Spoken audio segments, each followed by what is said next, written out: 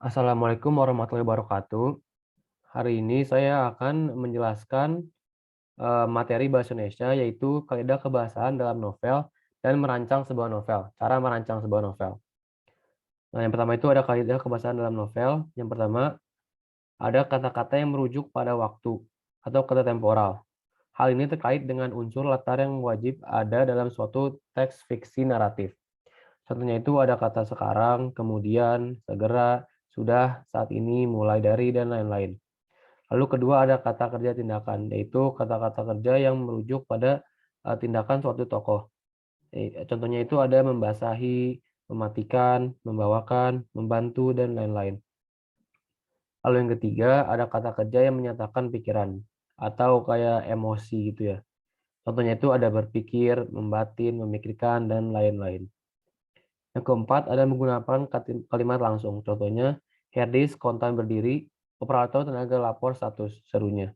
Nah, kalimat langsung ini adalah kata-kata yang dikutip ini.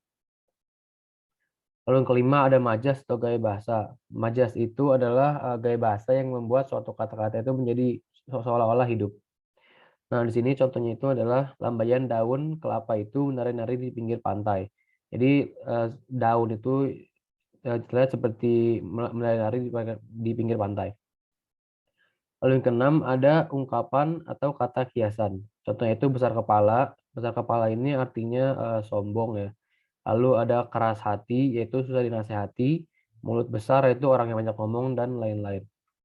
Lalu yang terakhir ada peribahasa. Peribahasa itu adalah kelompok kata yang mempunyai susunan yang tetap dan mengandung aturan dasar dalam berperilaku. Contohnya itu ada air beriak, tanda tak dalam. Artinya itu orang yang banyak bicara biasanya tidak banyak ilmunya. Jadi contoh ini sama aja kayak tong kosong nyaring bunyinya ya. Nah, lalu di sini ada contoh kutipan novel dari novel Salah Asuhan oleh Abdul Muiz. Nah, kutipannya itu, dengan hati yang remuk, redam, Hanafi pulang ke kampung halamannya di Sumatera Barat. Ibunya ingin mengembalikannya Hanafi kepada Rafiah. Hanafi menolak karena tidak mungkin menjilat liur yang sudah diludahkannya. Hanafi menyesal oleh tindakannya yang tidak mau mengindahkan nasihat orang tuanya, sehingga ia menderita dalam menjalani hidup ini. Tak lama kemudian Hanafi mati karena menelan 4 butir sublimat. Nah, kaidah-kaidah yang terdapat pada kutipan novel di atas itu yang pertama ada kata yang merujuk waktu, yaitu dalam kata sudah di sini dan tak lama kemudian. Lalu yang kedua ada kata kerja tindakan, yaitu pulang, mengindahkan, dan menelan. Lalu yang ketiga ada kata kerja menyatakan pikiran, yaitu kata-kata menyesal. Yang keempat ada majas, yaitu dengan hati yang remuk redam, dan Hanafi pulang ke kampung halamannya. Lalu yang keenam ada ungkapan, yaitu menjilat liur. Nah, materi selanjutnya adalah cara merancang sebuah novel. Nah, yang pertama itu menentukan tema yang akan Anda angkat dalam sebuah novel. Pilih salah satu tema. Ya, contohnya ini ada bisa pendidikan, politik, persahabatan, percintaan, keluarga, dan lain-lain. Lalu tentukanlah tokoh-tokoh dan karakter tokoh tersebut. Jadi karakternya itu ada biasanya ada antagonis atau yang jahat.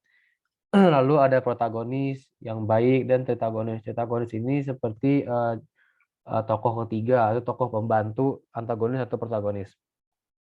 Lalu ada pilihlah alur yang akan Anda gunakan.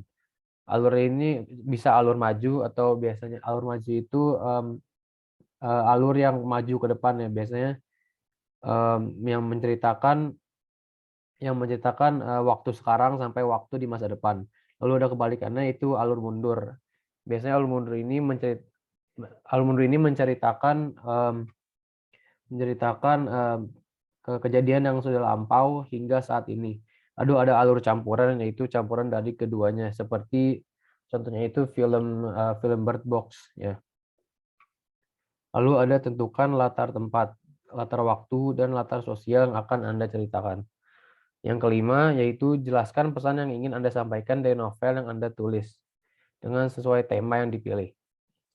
Lalu yang terakhir ada buatlah sinopsisnya agar Anda tidak mudah untuk mengembangkannya menjadi sebuah novel. Ini terdapat salah ketik ya. Harusnya agar Anda lebih mudah mengembangkan menjadi sebuah novel. Sinopsis itu seperti kayak, singkatnya dari novel itu ya, jadi agar dapat diperpanjang novelnya.